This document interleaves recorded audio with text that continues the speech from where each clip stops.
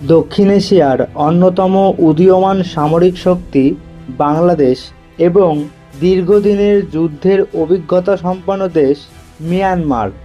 আজকের ভিডিওতে আমরা তুলনা করব দুই দেশের সেনাবাহিনী, বিমান শক্তি, ট্যাঙ্ক, নৌবাহিনী, ক্ষেপণাস্ত্র এবং সামরিক বাজেট সহ সব কিছু।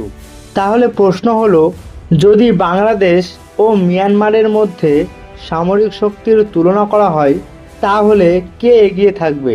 চলুন শুরু করা যাক। প্রথমেই আমরা কথা বলবো জিওগ্রাফিক্যাল সাইজের। বাংলাদেশের পুরো জিওগ্রাফিক্যাল সাইজ আনুমানিক 1,48,000 বর্গ কিলোমিটার। অন্যদিকে মিয়ানমারের পুরো জিওগ্রাফিক্যাল সাইজ আনুমানিক 6,76,578 বর্গ কিলোমিটার। মোট পপুলেশনের কথা বলি, বাংলাদেশের মোট পপুলেশন রয়েছে 17,80,00,000 এবং মিয়ানমারের মোট পপুলেশন রয়েছে 5,48,00,000। 2026 সালের হিসাব অনুযায়ী বাংলাদেশের নমিনাল জিডিপি আনুমানিক $519 বিলিয়ন। অন্যদিকে মিয়ানমারের নমিনাল জিডিপি $83 বিলিয়ন। প্রতিরক্ষা বাজেটের কথা বলি, 2026 সালে বাংলাদেশের সামরিক বাজেট আনুমানিক $3.4 বিলিয়ন এবং মিয়ানমারের সামরিক বাজেট আনুমানিক $5 বিলিয়ন। এছাড়াও ওয়ার্ল্ড মিলিটারি র্যাঙ্কিংয়ের কথা বলি, বাংলাদেশ বিশ্বের 37তম সেনা শক্তিধর দেশ। অন্যদিকে মিয়ানমার বিশ্বের 35তম সেনা শক্তিধর দেশ। বাংলাদেশের কাছে মোট সামরিক অ্যাক্টিভ সেনা সদস্য রয়েছে প্রায় 1,63,000 এবং মিয়ানমারের কাছে মোট অ্যাক্টিভ সেনা সদস্য রয়েছে আনুমানিক 3 লক্ষ। মেন ব্যাটেল ট্যাঙ্কের কথা বলি, বাংলাদেশের কাছে মোট মেন ব্যাটেল ট্যাঙ্ক রয়েছে 270টি। অন্যদিকে মিয়ানমারের কাছে মেন ব্যাটেল ট্যাঙ্ক রয়েছে 700টি।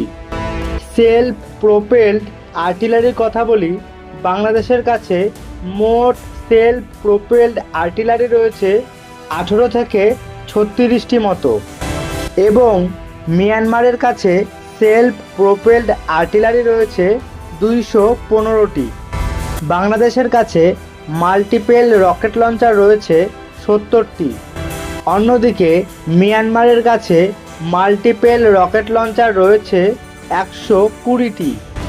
টোড আর্টিলারির কথা বলি, বাংলাদেশের কাছে মোট টোড আর্টিলারি রয়েছে 487টি এবং মিয়ানমারের কাছে মোট টোড আর্টিলারি রয়েছে 450টি। এবার আমরা তুলনা করব দুই দেশের এয়ার পাওয়ারের। বাংলাদেশ সেনাদের কাছে বায়ুসেনা দ্বারা ব্যবহার করার জন্য সব রকমের মিলিটারি এয়ারক্রাফট রয়েছে 214টি।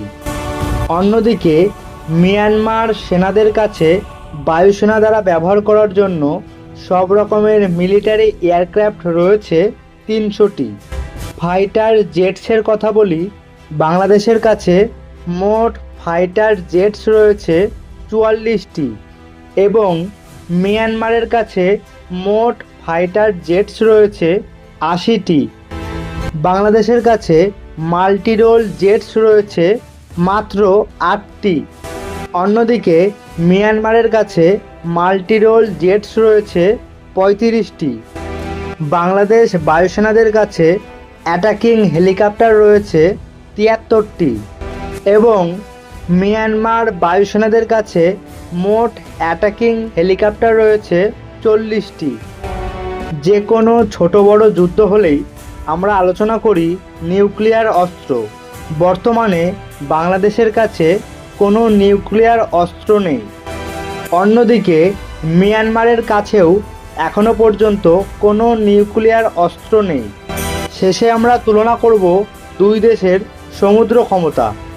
বাংলাদেশ নেভিদের কাছে এখনো পর্যন্ত কোনো এয়ারক্রাফট ক্যারিয়ার নেই। অন্যদিকে মিয়ানমার নেভিদের কাছে এখনও পর্যন্ত কোনো এয়ারক্রাফট ক্যারিয়ার নেই। বাংলাদেশের কাছে কোনো ডেস্ট্রয়ার শিপ নেই। অন্যদিকে মিয়ানমারের কাছেও এখনও পর্যন্ত কোনো ডেস্ট্রয়ার শিপ নেই।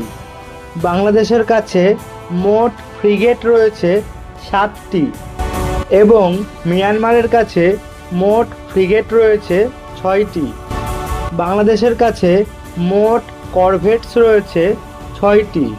অন্যদিকে মিয়ানমারের কাছে মোট করভেটস রয়েছে 10টি।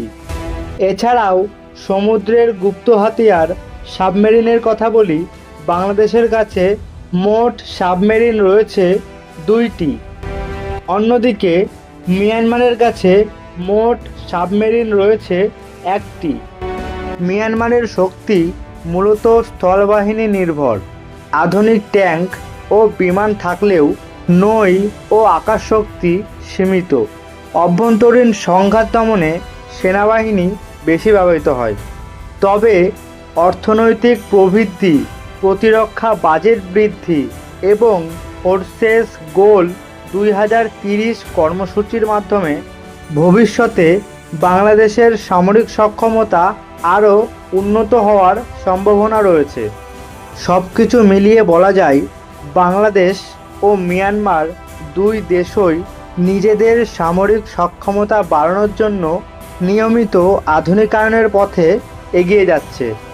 আপনার মতে বাংলাদেশ নাকি মিয়ানমার, কার সামরিক শক্তি সবথেকে ভয়ঙ্কর?